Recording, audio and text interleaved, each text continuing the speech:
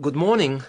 Good morning. How can I help you? I understand that the school organizes trips to different... Yes, we run 5 every month. 3 during weekends and 2 Wednesday afternoon trips. What sort of places? Well, obviously it varies, but always places of historical interest, and also which offer a variety of shopping because our students always ask about that. And then we go for ones where we know there are guided tours because this gives a good focus for the visit. Do you travel far? Well, we're lucky here, obviously, because we're able to say that all our visits are less than 3 hours' drive. How much do they cost? Again, it varies. Between £5 and £15 a head, depending on distance. Uh-huh. Oh, and we do offer to arrange special trips if, there are more than 12 people. Oh, right. I'll keep that in mind. And what are the times normally? We try to keep it pretty fixed so that students get to know the pattern. We leave at 8:30 a.m. and return at 6 p.m. We figure it's best to keep the day fairly short. Oh, yes. And how do we reserve a place? You sign your name on the notice board. Do you know where it is? Uh-huh. I saw it this morning. And we do ask that you sign up 3 days in advance, so we know we've got enough people interested to run it, and we can cancel if necessary, with full refund, of course. That's fine. Thanks. Before you hear the rest of the conversation, you have some time to look at questions 5 to 10.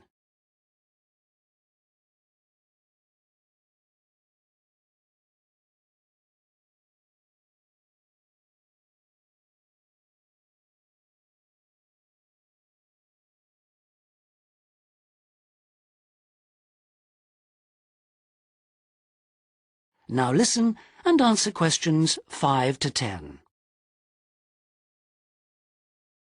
And what visits are planned for this term? Right, well, I'm afraid the schedule hasn't been printed out yet, but we have confirmed the dates and planned the optional extra visits, which you can also book in advance if you want to.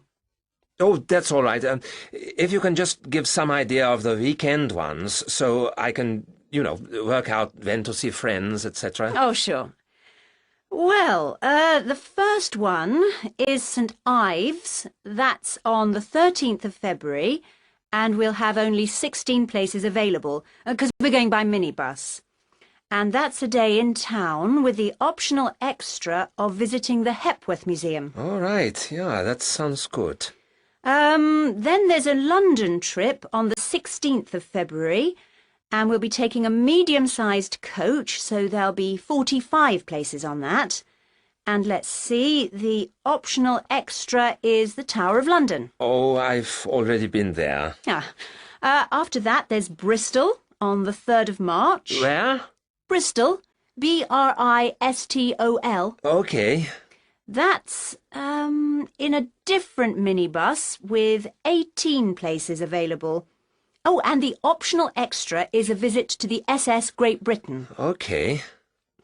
We're going to Salisbury on the 18th of March, and that's always a popular one because the optional extra is Stonehenge.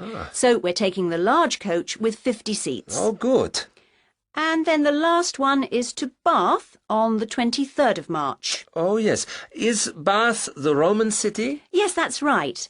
And that's in the 16-seater minibus. And where's the optional visit? It's to the American Museum. Well worth a visit. Okay, well, that's great. Thanks for all that. My pleasure. Oh, by the way, if you want more information about any of the trips, have a look in the student newspaper. Okay. Or have a word with my assistant. Her name is Jane Yentob. That's Yentob. Right, I've got that. Thank you very much for all your help. You're very welcome. I hope you enjoy the trips. Good afternoon, everybody, and welcome to Riverside Industrial Village. To start your visit, I'm just going to give you a brief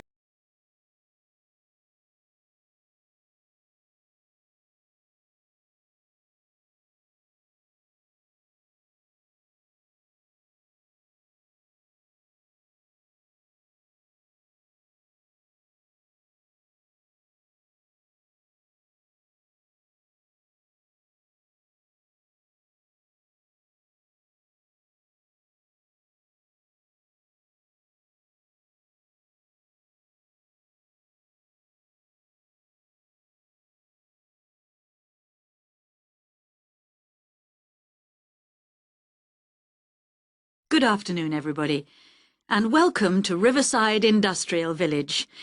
To start your visit, I'm just going to give you a brief account of the history of the museum before letting you roam about on your own. I won't keep you long, OK? Now, from where we're standing, you've got a good view of the river over there. And it was because of this fast-flowing water that this site was a natural place for manufacturing works. The water and the availability of raw materials in the area like minerals and iron ore, and also the abundance of local fuels like coal and firewood, all made this site suitable for industry from a very early time. Water was the main source of power for the early industries, and some of the water wheels were first established in the 12th century, would you believe? At that time, local craftsmen first built an iron forge just behind the village here on the bend in the river. By the 17th and 18th centuries, the region's rivers supported more than 160 water mills, and many of these continued to operate well into the 19th century. But then the steam engine was invented.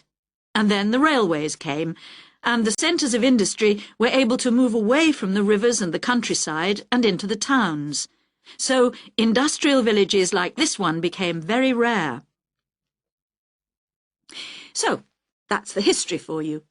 If you'd like any more information, you can ask me some questions, or you can read further in our excellent guidebook. Before you hear the rest of the talk, you have some time to look at questions 14 to 20.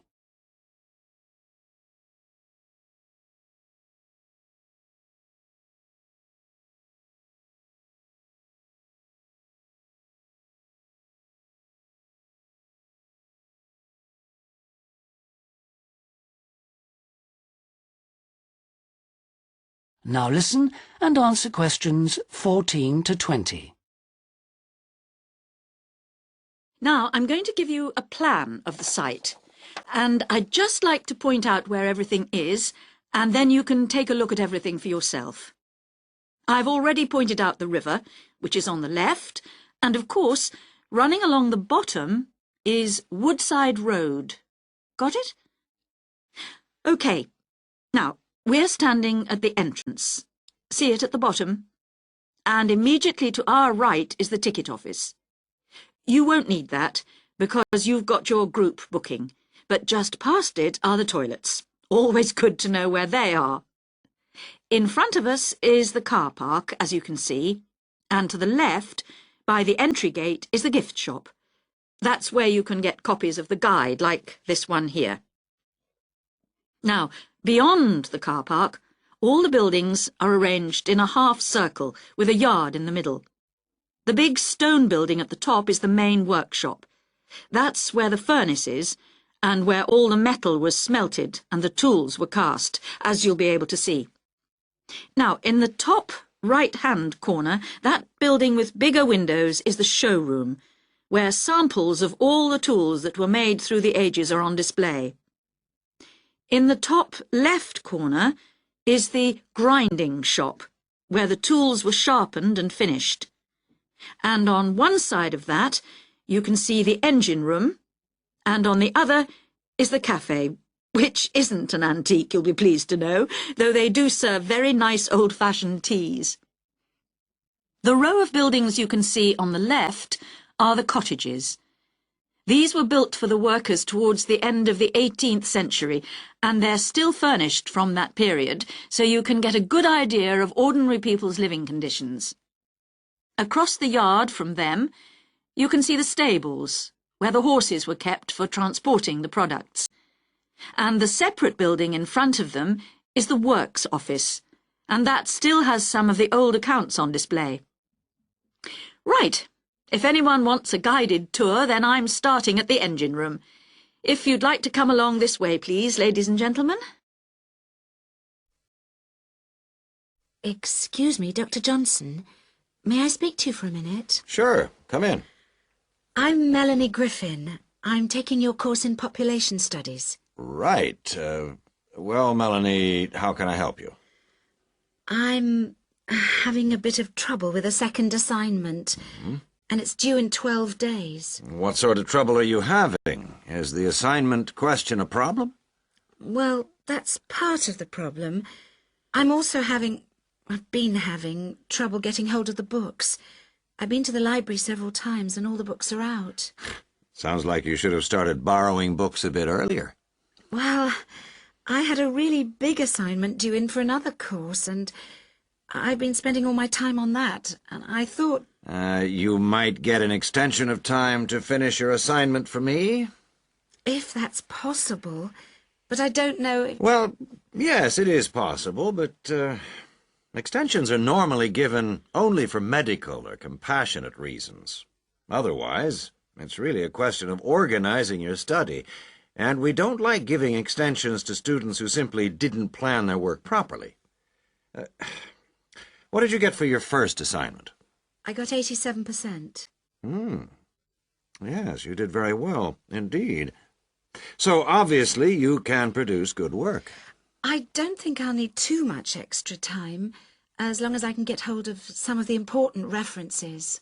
Well, since you did so well in your first assignment, I'm prepared to give you an extra 2 weeks for this one. So that'll mean you'll need to submit it about a month from now. Oh, thank you. Now, what about the reading materials? Have you checked out the journal articles in the list? No, not yet. There were about 20 of them, and I wasn't sure which ones would be most useful or important. Well, they're all useful. But I don't expect anyone to read them all, because a number of them deal with the same issues. Let me give you some suggestions. The article by Anderson and Hawker is really worth reading. Right, I'll read that one. You should also read the article by Jackson, but just look at the part on the research methodology, how they did it. Okay, Jackson. Got that. And if you have time, the one by Roberts says very relevant things, although it's not essential. So, okay, if it's useful, I'll try and read that one. Now, the one by Morris, I wouldn't bother with that at this stage if I were you. Okay, I won't bother with Morris. Oh, now, someone told me the article by Cooper is important. Well, yes, in a way. But just look at the last part, where he discusses the research results. And lastly, there's Forster. I can't think why I included that one.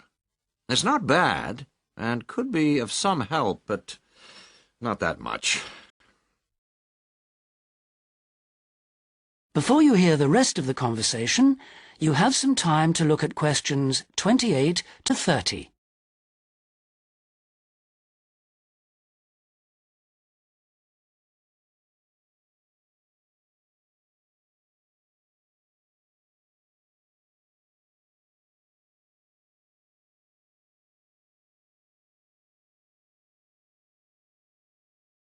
Now listen and answer questions 28 to 30. Now, let's deal with the assignment question. What's the problem there? It's the graph on page 2. What seems to be the problem? It's just the bar graph showing reasons why people change where they live. Well, I've got a photocopy, but the reasons at the bottom are missing. Ah, okay. Look at the first bar on the graph. Now, that indicates the number of people who move because they want more space. Oh, I see. Bar 1. Okay. Now, what about the next bar? Bar 2 is to do with the people living nearby, disturbing them. So they chose to move away to somewhere quieter. Now let's look at bar number 3. Another reason people change their place of living is because they want to be closer to the city. Okay. Proximity to the city is an issue. Now, bar number 4 refers to problems when the owner of the property won't help fix things that go wrong. In other words, the owner is not helpful, and so the tenants move out. Okay. Now, what about bar 5? Bar 5 is about those people who move because they need a bus or train to get them into the city or to go to work. Okay. And bar 6? Bar number 6 is interesting. That reason was given quite a lot. People moving because they wanted to be in a more attractive neighborhood. Oh, yes. Thank you very much.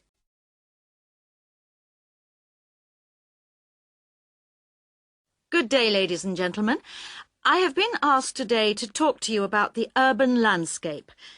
There are two major areas that I will focus on in my talk: how vegetation can have a significant effect on urban climate, and how we can better plan our cities using trees to provide a more comfortable environment for us to live in. Trees can have a significant impact on our cities. They can make a city as a whole a bit less windy, or a bit more windy if that's what you want. They can make it a bit cooler if it's a hot summer day in an Australian city, or they can make it a bit more humid if it's a dry inland city. On the local scale, that is in particular areas within the city, trees can make the local area more shady, cooler, more humid and much less windy. In fact, trees, and planting of various kinds, can be used to make city streets actually less dangerous in particular areas. How do trees do all that, you ask? Well, the main difference between a tree and a building is a tree has got an internal mechanism to keep the temperature regulated. It evaporates water through its leaves, and that means that the temperature of the leaves is never very far from our own body temperature. The temperature of a building surface on a hot sunny day can easily be 20 degrees more than our temperature. Trees, on the other hand, remain cooler than buildings because they sweat. This means that they can humidify the air and cool it, a property which can be exploited to improve the local climate.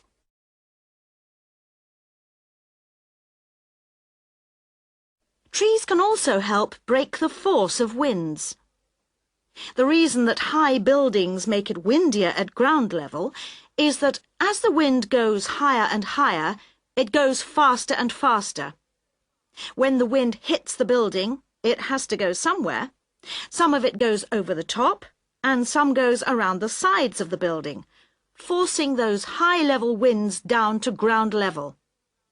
That doesn't happen when you have trees. Trees filter the wind and considerably reduce it, preventing those very large, strong gusts that you so often find around tall buildings. Another problem in built-up areas is that traffic noise is intensified by tall buildings.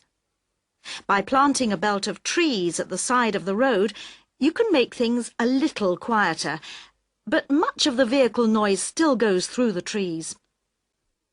Trees can also help reduce the amount of noise in the surroundings, although the effect is not as large as people like to think. Low-frequency noise in particular just goes through the trees as though they aren't there. Although trees can significantly improve the local climate, they do, however, take up a lot of space. There are root systems to consider, and branches blocking windows and so on. It may therefore be difficult to fit trees into the local landscape. There is not a great deal you can do if you have what we call a street canyon, a whole set of high-rises enclosed in a narrow street. Trees need water to grow. They also need some sunlight to grow, and you need room to put them. If you have the chance of knocking buildings down and replacing them, then suddenly you can start looking at different ways to design the streets and to introduce